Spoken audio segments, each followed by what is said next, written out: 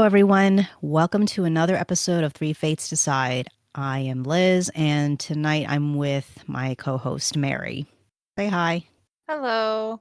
Yeah, Sam's not going to be joining us this episode, which is, to be fair, kind of like the opposite, a little bit of what happened last time. Right, because Liz, you were having technical issues with your computer and everything last week when we recorded, and unfortunately, Sam has some in real life issues going on with a family member. We'll put it that way, that she's unable to join us tonight. So it's just me and Liz in our dulcet tones tonight. You think you know what we're going to talk about. And welcome back to Three Fates Decide. It just sounds more dramatic that way. All right, so this week we are going to be talking about. But just when you least expect it, we changed the game. One Will Smith slapped Chris Rock. I mean, we always celebrated Easter. You're part of the Half-Blood Prince. So we're going to do another free talk, freestyle thing, no planned discussion. At the end of the day, only one thing matters. We decide. We're going to hit the main highlights. That is the thing, like what we were saying back in that episode. A quick recap. Three Fates Decide podcast. Yeah. We're not going to bore you with that mess that happened to me last week. It was so stupid, but anyway. It was bad. But it's all taken care of now. Yes, it is. Okay, so tonight's episode is going to be the final episode of our spooky, dark, macabre episodes for the month of October. We're going to do a double feature of sorts where we're going to talk about werewolves and vampires. Yay. Yeah.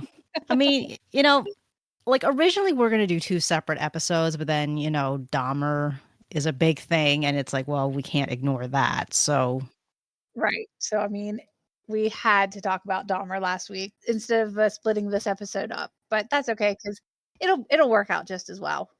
right. And in a funny way, it's probably better off we do a double feature of sorts because in a lot of more recent, pop culture-y depictions of werewolves and vampires, they seem to be werewolves versus vampires. So, why not? Exactly. I think most popular culture movies anymore is usually vampires versus werewolves. So, Which is kind of weird when you think about it. I mean, there's no particular reason why they should exactly. dislike each other one way or the other than, you're messing on my territory, but whatever. But anyway. I mean, if you really think about it, there's really no reason why the two of them should ever meet. Yeah, that's true. I mean, really, if you really sit and think about it. But yeah. That's Hollywood for you. Right? Yeah. It's very, very strange. Yeah. But yes. So, basically pretty similar to the zombie episode, we're going to kind of split this episode into like two different parts, if you will, where we're going to talk about the more cultural / historical origins of these two different creatures. And then towards the end of the episode, we'll talk a little bit more about some of the more modern, and I want to use quotation marks for modern because in particular with vampires, one of the earliest of the more quote unquote modern interpretations of vampires is, of course, the famous novel Dracula by Bram Stoker, which, of course, is a book from the, I believe, 1800s. So, yes, it's not modern, but, for the purposes of like literary categorization, historical categorization, it's kind of modern. So, somewhat modern. So do you feel like starting with werewolves first or vampires? I've got some interesting things on werewolves up that I'm looking at right now. Yeah. That I didn't really know. Right. One of them I'd heard but didn't really know that much about, but the other one I had no clue about. Right. So just so you listeners know, I believe, Mary, you were telling me earlier that you're going to be using some sources on history.com. Yes, history.com. Right. And I'm going to be using a little bit of information that I got from Monstrum/Storied, which if you guys listen to our zombie episode, you would know that I had made references to that particular series of videos for that particular episode. So for werewolves, they actually did 2 parts. Right. Right. One about the more historical cultural origins, and then the second part is the modern interpretations, which is sort of what we're doing in this episode right now. Yeah, definitely. Yeah. Okay. So why don't you start then? All right. Well, most people know what a werewolf is, a mythical creature. The legend is that people are morphed into a vicious wolf, basically. However, what I found interesting was it's actually it's kind of unclear of to where and when the werewolf legend originated. And this is what got me. It says some of the scholars believe that the werewolf made its debut in the Epic of Gilgamesh, the oldest known Western prose, when Gilgamesh jilted a potential lover because she had turned her previous mate or lover into a wolf, which I didn't realize that it could have come from all the way back then. Yeah, it's kind of funny you mentioned that because in Monstrum, they actually do mention that you're right, is the oldest written reference to things kind of like werewolves. And what was interesting was that they mention it, but it's also in the context of how there's actually 3 types of werewolves based off of the different, legends and origins and what have you. So they basically describe as 3 different reasons why people become werewolves. Mm-hmm. So one was the warrior that they describe it as, which is more along the lines of the Vikings and the berserkers, where they believe that if you wear things like wolf pelts, you become, well, not that you literally turn into wolf, but you absorb the spirit of the wolf. So you become a fiercer warrior when you're battling your enemies. So there are different legends and stories that are like that. That also comes up here for Nordic folklore, that werewolves were in Nordic folklore in the saga of the Volsungs. Right, right. And, the Vikings happen to be the most famous example of this warrior, Mm-hmm. Origin. But, there's probably other examples in other cultures. But yeah. And then the other 2 are the victim, where for some reason an innocent person got cursed, which I think to a degree that's more like the more common modern usage of the werewolf condition, because in a lot of stories it's like, oh, I got bitten or I got attacked by this creature out of nowhere, and then boom, I turn into a werewolf at the next full moon or something. Right. Yeah. And then the third one is something that you do see quite a bit in Greek mythology as a very prime example, which is you turn into a werewolf as a punishment for your misdeeds. Yep. Yeah. So. Laocoon. Right. The son of Pelagus. Right. An interesting fact for you listeners who are not familiar with etymology, that particular person's name is in Greek, is related to one of the words that the term lycanthropy, is based off his name. Yep. So, yeah. Yeah, so that was pretty interesting when I was watching the Monstrum episode. And to your point from earlier, regarding how there's a bit of a mystery as to what the origins of the werewolf legends are, what they were talking about actually, because I happened to be rewatching it before we started recording, was that since not werewolves, but since wolves were pretty spread out through most parts of Europe, historically speaking, it's pretty natural that humans would come up with stories about wolves. So it shouldn't be too surprising there's variations. And with human migration throughout history, some of those different ideas may have been spread to other parts of the world, because of that migration. So the different stories will merge or influence each other. So, yeah, definitely.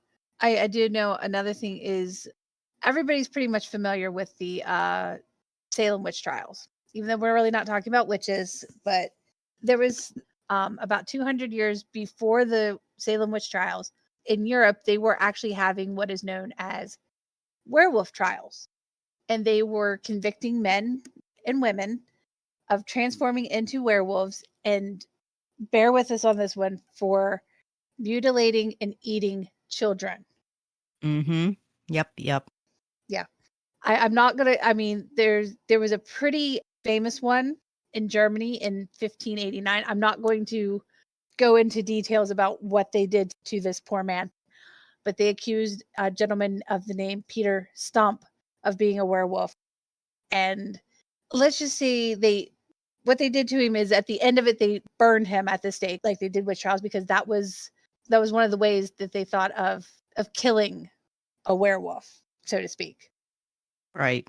Yeah. Yeah. But let's just say if you want to read about it, go to history.com and you can find it, because it's a little gruesome, a little more gruesome than I think we need to get into tonight. Yeah. Yeah. It really was fascinating looking this stuff up. I mean, Mm-hmm. the other interesting thing that came up with the Monstrum episode was the fact that there were some stories about wolves through, different parts of Native American groups, which we're not going to deep dive into because, We could be here all night. yeah. But it's interesting how when people started colonizing, what's now North America, some of these concepts were like, oh my gosh, these people have stories about wolves too. And, the conflict already between, colonizers and the native people. Yeah. A lot of I mean, I could be wrong, but in general, there aren't as many negative stories necessarily about wolves in different Native American traditions. I mean, again, it's a huge variety, very diverse sets of legends and concepts and attitudes between Native people and, the animals that live here. So, I'm not going to make a broad stroke assumption or Yeah. I was getting ready to say we're just going to put this out there. None of us are Native American or of the First Nation, the First Peoples.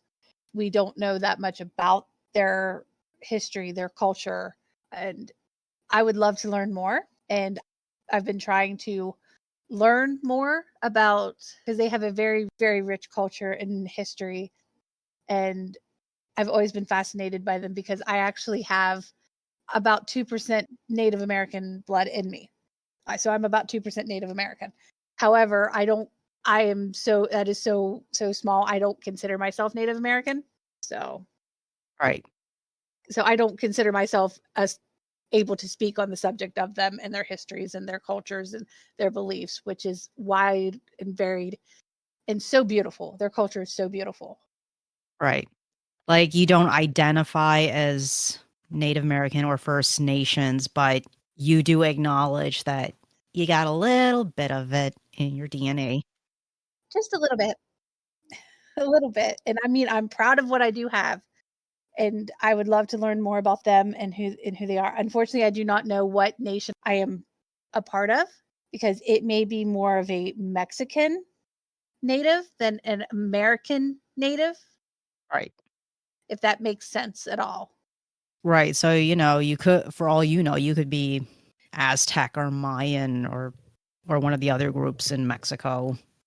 Most likely Inca if I'm anything, but Oh yeah, that's true. I don't know. So obviously I'm not claiming to be I'm this, that, or the other. Right.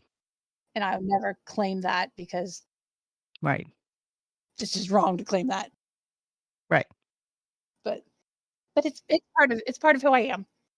Right. And there's nothing wrong with like being curious Exactly. to like know more about it. Mhm. Well, we can always discuss this sort of stuff in a different episode, but Yep. because I think all three of us actually took different types of ancestry DNA tests. I think Sam did as well. So I don't know. Maybe we could do an episode about that in a later date. Yeah, that'd be interesting. The whole point of that slight tangent was that it's just that, like, I thought it was fascinating how that came up in the Monstrum episode, because not only did they want to acknowledge that, you know, the conflict that already existed between the two peoples was happening for, you know, resources and, you know, whatever. The whole thing about how, well, you know, you have different attitudes and different concepts of wolves and people and wolves. It's like now that's just adding to it. And of course, infamously enough, you have things like Twilight, which we will get to in the later part of the episode, but it's like that just brings up the issue of cultural appropriation of ideas, particularly Native American concepts of wolves, traditions, folklore about wolves, and people turning into wolves or embodying the spirit of the wolf. Yeah, we are going to get into that. Yeah. But I figure this would be a good point to mention that we will talk about that to a certain degree. I guess that's all we really need to say about the history, cultural part of werewolves. Because again, you know, this could be an entire episode. And Right.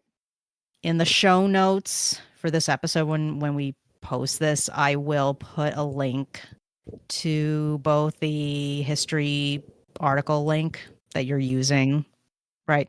And I will also be posting links to the Monstrum episodes in case any of you listeners are actually interested.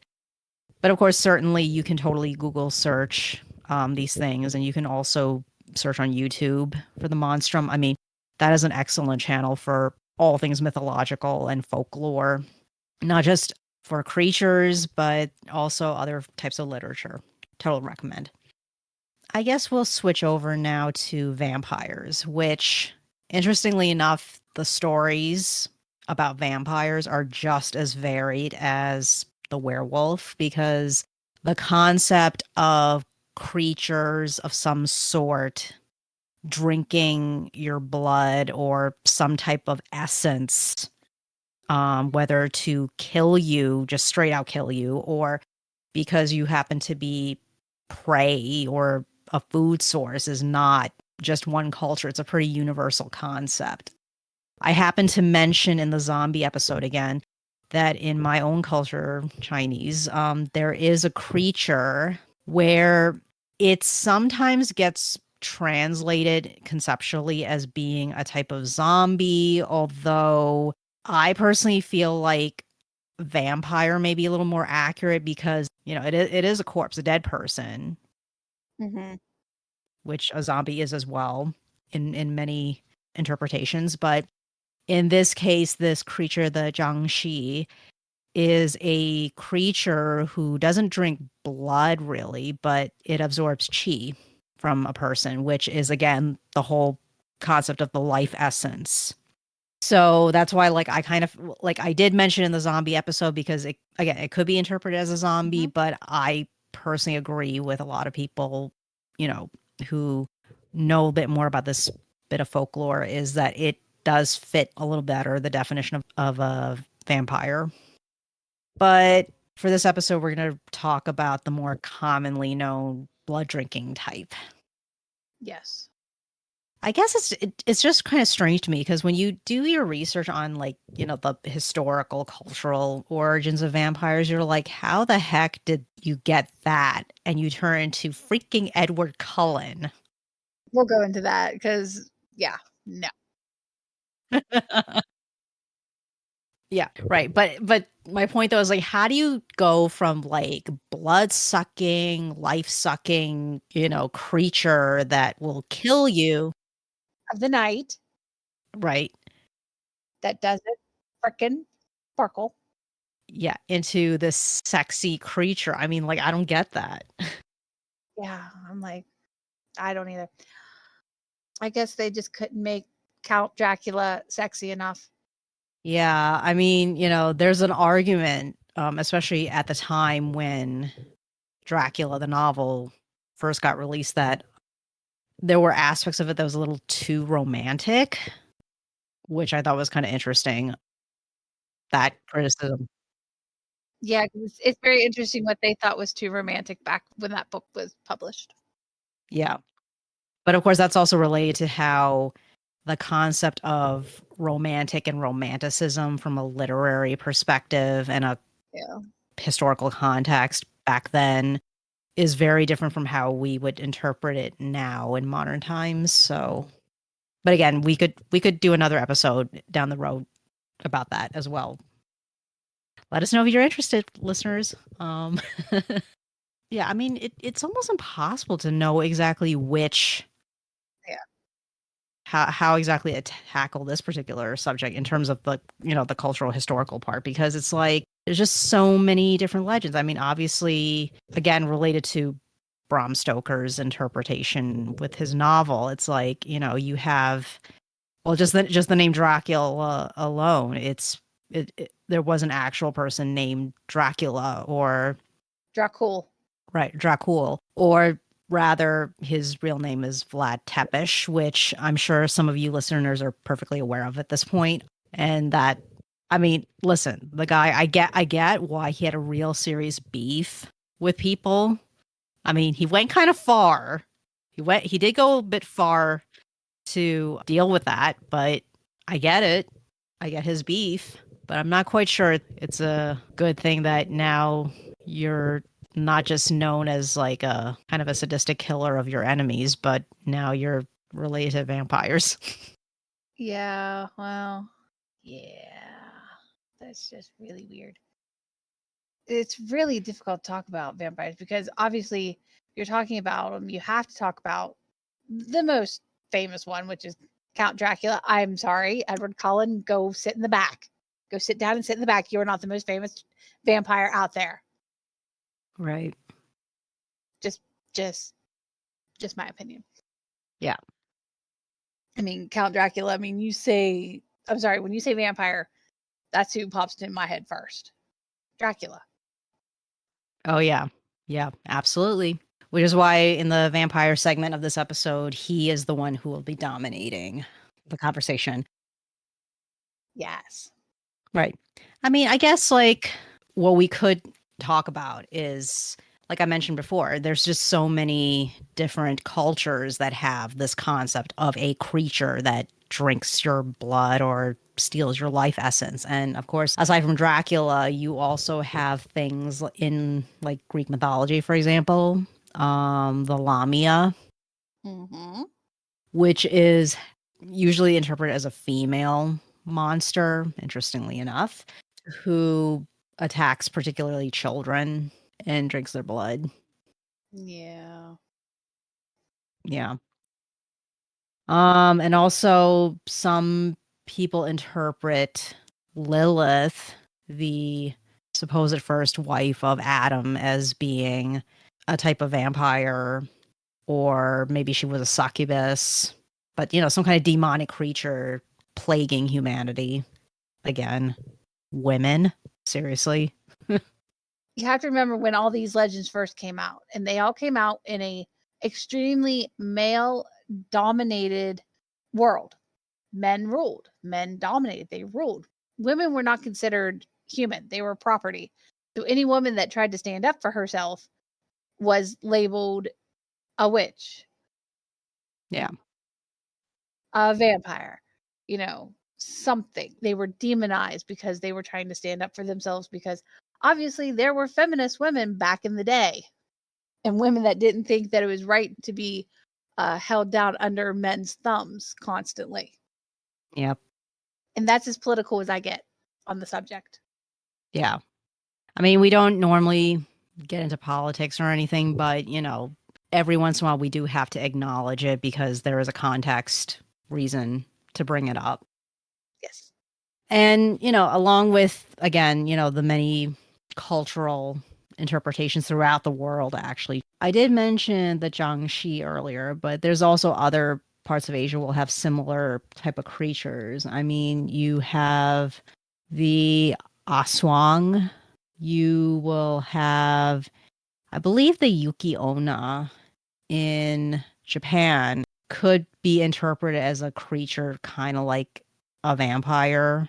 But the Yuki Onna, the Onna part means woman. So it is a specifically female creature. And Yuki means snow. So it's like this snow creature who wants to drink blood because it keeps her warm in the cold. Yeah. And then of course in Africa. Well, there's the Strigoi. Oh yes. Yes. The Strigoi. The Strigoi. Yep. Sorry, there's my Witcher reference. Hee hee. I've seen here Africa. There's a creature in West Africa called the Asanbosam. Mm-hmm. There's the Atsi, which I think the name Atsi is also used as, I think, part of a scientific name. I think of a type of fly or something, which happens to be, or a mosquito or something like that, which kind of fits. Many species of mosquitoes have the same idea as vampires. They are my number one enemy in the summer. I can tell you that much. Yes. Yes. And to millions of other people too. Let's see. And also in the Caribbean and in the Americas, there are also different types of vampire type creatures as well. Let's see. There is the Loup-garou. There is the Sokuyant, Tunda, Patasoy, and the I'm not sure if it's Piu Chen or yeah, I think it's Piu Chen because like that's one of the spellings. Yeah. So there really is a wide variety of different creatures that fit the definition of a vampire all around the world. What's not scarier than a mysterious creature that's out to get you and trying to steal your life force, whether it's just energy, as like I said earlier about chi, or literally your blood, which is a very important life essence. Can't think of anything else to add for this portion of the episode. You got anything else, Mary? There was one, it's quite interesting. It was called The Last American Vampire. Hmm. And it's about the Brown family that lived in where was it? In Exeter, Rhode Island, if I remember correctly. Mm-hmm. Yes, Exeter, Rhode Island. There was a young man, his name was Edwin Brown, and he had tuberculosis. Otherwise, back then it was known as consumption. This took 1892, so it was considered as consumption back then. And he was the son of George Brown, who had already watched as tuberculosis killed his wife, Mary, his daughter, Mary Olive, and then his other daughter, Mercy Lena Brown. And when after Mercy had died, the townsfolk had said that she was a vampire because they didn't really understand what it was. They didn't really know what consumption or tuberculosis or any of that was, but people were dying right, left, and center of the disease. And so they thought it was a vampire. And they said it was Mercy was the vampire. And what they did was they exhumed her after she died. And she didn't display any type of severe decaying, although this was not very surprising because she was in an above ground vault during a New England winter. So obviously there's not going to be that much decay on a body. The townsfolk accused her of being a vampire and making her entire family sick. And so what they did was they cut out her heart, burned it, and then they fed the ashes of her heart to her brother. Unfortunately, he passed away. But it was very, very strange. Yeah. That they considered her to be the one. Right. I guess this does make a pretty good segue again back to Dracula, because I think that particular incident, well, not specifically that incident, but, stories like that one are, again, one of the many sources that Bram Stoker used for his novel. The whole concept of oh, this is what vampires look like. This is what they do to, people and blah, blah, blah, blah. And those are the signs to look for. And that comes up in the novel. It does. Yeah. So I think at this point we're going to kind of switch over to, I found the 20 best vampire and werewolf movies of all time. Oh, joy. Yes. So now here we go. We're going to start from number 20 and work our way to number 1.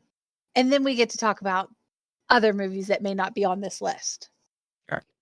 All right. Number 20, Subspecies. This movie was released in 1991. Mm-hmm. Yes. This movie drew inspiration from the vampire in the 1922 movie Nosferatu. Ah, okay. Yeah. The infamous Nosferatu. Yes. And this one is a must-see for being filmed on location in Romania. Okay. They use stop-motion animation for the movie. It's obviously a low-budget film. Uh-huh. And then we have Fright Night from 1985. Ah, yeah, Fright Night. Yeah. Yes. Yes. Number 18, Underworld from 2003. Yeah, Underworld. I actually enjoyed Underworld. It is very entertaining. I enjoyed Underworld. The last Underworld I watched, I was not exactly, I was like, okay, you've gone a little too far now. I haven't watched all of them, but I've watched a couple of the movies in the series. Yeah. But I do agree the first Underworld was good. Then we have Horror of Dracula, 1958. And this one is good because it was Christopher Lee's first outing as Dracula and the first time the novel was ever adapted into color on screen. Okay. And we also have, not only did Christopher Lee play Dracula, but Peter Cushing, who's also well known in the vampire, werewolf, horror movies. He played Dr. Van Helsing. Huh. Okay. So, yeah. And then we have the absolute classic movie, Dracula from 1931.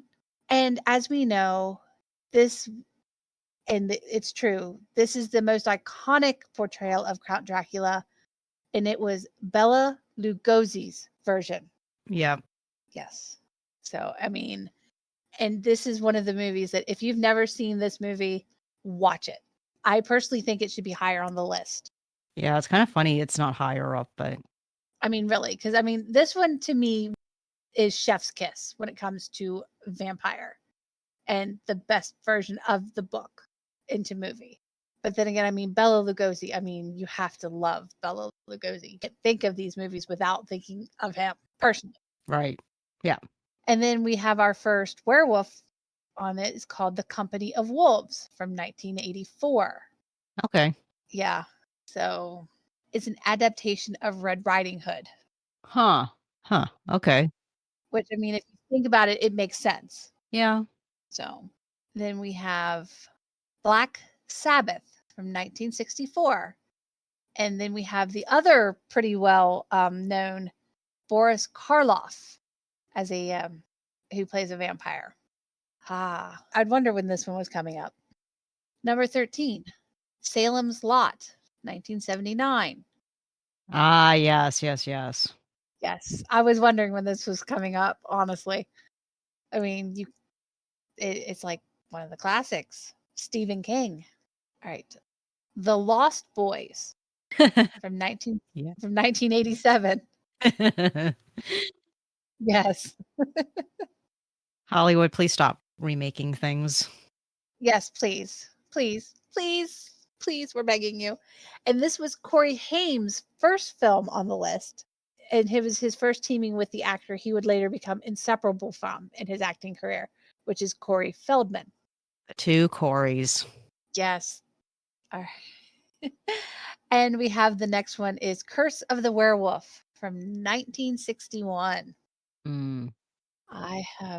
It is it's loosely based on Guy Endore's 1933 novel, The Werewolf of Paris. Okay. Yeah, I've never seen it. It may be one I have to try to see if I can find. I don't know. Silver Bullet from 1985. Corey Haim is once again in this movie. I don't think I've ever heard of this one. I've never heard of this one. No. So I have no idea.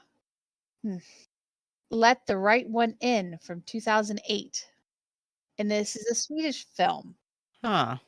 Okay. And because it's it's very interesting. It's called it says this Swedish film is about a vampire who is stuck as a little girl and requires someone to kill for her and to take care of things she cannot in the body of a child, such as pay bills and rent an apartment. The title is a reference to the natural law that prevents a vampire from entering a dwelling without permission. It says, when the vampire's companion is caught, she visits him in the hospital and kills him. The boy next door takes over as her familiar, protecting her in the day, and they run away together. There is an American remake titled Let Me In. Don't bother with it. Look up the Swedish original. So, Reminds me of Claudia from Interview with a Vampire. that's just what I was thinking too. And I'm surprised this one isn't higher up on the list, honestly. Nosferatu, 1922, the earliest adaptation of Bram Stoker's Dracula. Yeah, actually, funny that you mention it. Again, in the Monstrum episode, they mentioned that actually that original Nosferatu was actually done without the permission of his estate at the time. So there was Yep, it does say this too. Yeah. So there was actually a lawsuit, I believe, to prevent its distribution, or basically to tell them to stop distributing it because you didn't get our permission and you didn't pay us money for it. So to be fair, as you know, we've done some fanfic writing, and obviously you can't make money off of fanfic writing, but there is an unspoken rule that fanfic or not fanfic, you do not copy or repost or whatever somebody's work without permission. Exactly. So, I get that. Yeah. You shouldn't do stuff without permission from their estate. But what happened was there was a court challenge and it was declared that all copies of the film were ordered to be destroyed. However, one copy survived and was smuggled from Europe to the United States, where it is free and safe from the European copyright laws, which is why it's still able to be shown in the States, at least. Interesting. Yes. Okay. This one I'm a little bit about. It was a good movie, but I don't necessarily know that it needed to be on this list. And that's Blade from 1998. I mean, technically it is a vampire movie, but at the same time, like, I don't know. I just don't know if it should be that high up there. Right. I would have figured it should have been down around, God damn it. I just lost the name of the movie. Underworld. Okay. Down towards the bottom. I think it should have been down here, like towards the bottom of the list. I'm not saying it wasn't a decent movie. It was an okay movie. I enjoyed it, but I don't necessarily know that it needed to be this high up on the list. Yeah, I mean, I thought it was a very entertaining movie as well. Like it made me interested in watching the sequel, Yeah.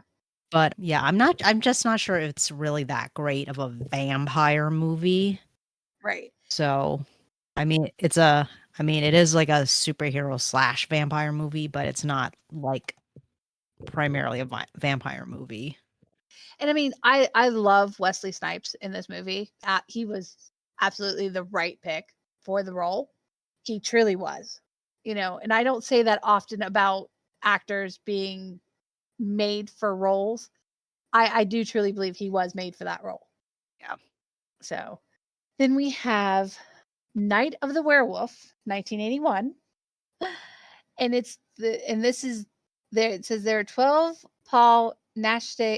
I'm pronouncing this wrong. Nash werewolf movies, but there can only be one on the list. The honor goes to the remake of Nash's most famous Wolfman movie and one of the best bad movies ever, 1971's The Werewolf versus the Vampire Woman. What? Yes. I'm just straight up confused. Yeah. Well, that's what they're saying. That's why this one's on the list, because it's a remake of one of his worst movies ever, The Werewolf versus the Vampire Woman. And the plot is basically 3 friends go on vacation to Romania to explore a castle crypt, but one of the girls plans to bring Elizabeth Bathory back from the dead. Exploitative, filled with gratuitous nudity and a literal shower of blood, Night of the Werewolves is a lost gem of 80s horror. So weird. The vampires are not the only ones returned from the grave. The werewolf, Waldemar Deniski, has also been resurrected when the silver cross was pulled from his heart.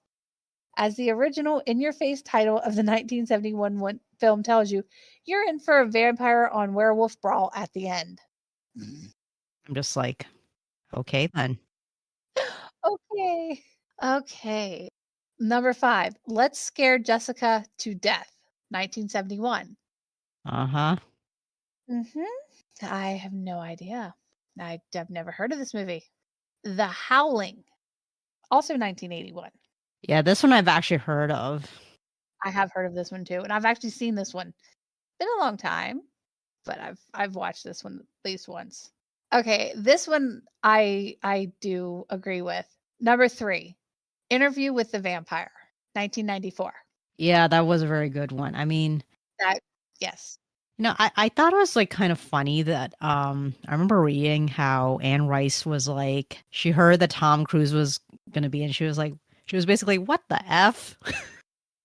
Yeah, I mean, I don't necessarily think Tom Cruise was the right person to play Lestat. And I'll tell you, I watched another one, and I can't tell you the name of it at the moment. Queen of the Damned.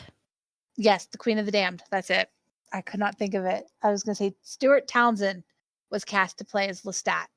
And I think he was much more believable as Lestat than Tom Cruise, Right.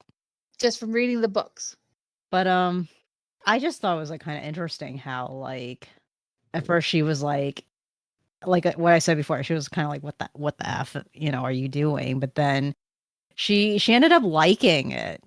And I mean, overall, I thought that movie was very good. But I'm not gonna like argue that a different actor than Tom Cruise is better because I didn't watch the entire Queen of the Damned. I only caught part of it. I should watch it though, the whole thing. Yeah, I've watched it multiple times. I actually used to have it on DVD. I may still have it somewhere. Right. But yeah. But yeah, overall it was a very good movie. I liked it. I mean, I'm not really big on just in general. I'm not really big on like monster or horror movies, but that one I did enjoy overall. Yeah. I mean, I'm not saying Tom Cruise didn't do a good job as Lestat. He did. It's just personally, I think Stuart Townsend embodied the soul of the character more so than Tom Cruise. But it's also many, many years apart between the two makings of the films. So, but that's just my opinion on it. Number 2, Bram Stoker's Dracula, also from 1994. That one I thought was a very good movie. Yes. It did make Dracula a little too sexy though, to me. Yeah, it did. I mean, but it was a very good movie. Oh yeah, it definitely was. And number 1, An American Werewolf in London from 1981. Right. And I've seen this movie, and I think I agree with it being one of the top. Although I may have switched Bram Stoker's Dracula and this one, to be perfectly honest. Mm. I've always liked vampires a little bit more than werewolves. Right. And it's Gary Oldman. That too. I mean, you just Yeah. you can't. No? Yeah. I mean, overall, the cast in Bram Stoker's Dracula was very good. Like, it was very well cast. I mean, Yeah. You had Gary Oldman. You had Keanu Reeves. You have Anthony Hopkins. Winona Ryder. I mean, you've got so many of these Hollywood icons now that were in the. Sir Anthony Hopkins was already an icon in his own right, even before he did the movie. Right. Winona Ryder was well known. What, late 80s? Yeah. And I mean, Keanu Reeves was doing pretty well for himself at that point. I don't think that was his first movie, but it was one of his first ones. No, I think he did. Didn't he do like Bill and Ted? I was like, I think he did like Bill and Ted's Excellent Adventure. Yeah, I think that was before that. He did a few first, Right. but he became a big star right after this movie, if I remember correctly. Right, because of Speed. Exactly. Yeah. So I don't know if you can tell, but I love Keanu Reeves. And from everything I've read about the man, he seems like the absolute sweetest, most down to earth guy ever. And I wish that man nothing but the best. Oh, absolutely. Yes. So that was the top 20 best vampire and werewolf movies. I just thought it was really interesting how most of the movies on the list are vampires, not that many are werewolves. Very true. Very, very true. I guess like before we start closing out, I do want to mention actually recently, I had to like dig through my emails a little bit, but recently they announced that there is actually going to be a remake of Nosferatu with Robert Eggers as the director.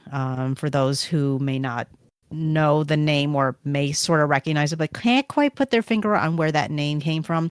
He's the director of The Northman with a certain Mr. Alexander Skarsgård. Okay. Yes, and interestingly enough, the casting announcement so far is Bill Skarsgård and Lily Rose Depp. And then just the other day, they mentioned Nicholas Hoult is being considered for a role as well in the movie. So there you go. That's interesting. Yeah. I still haven't seen The Northman. I mean, I've seen clips of it, but Yeah, I haven't seen it either. But it's supposed to be very good. And Bill is, of course, also. Oh no, actually, I can't remember if Bill's actually in it. I know he was supposed to be in it, or maybe he was supposed to be in it, but then there was a schedule conflict, and then a different actor took over that role. But I don't know. That would have been interesting if seeing a movie with Bill and Alex acting against each other. yeah, that would have been quite interesting. Yeah. Thanks for listening, everyone. Catch us next time. And see what we're going to talk about. Because the three fates decide.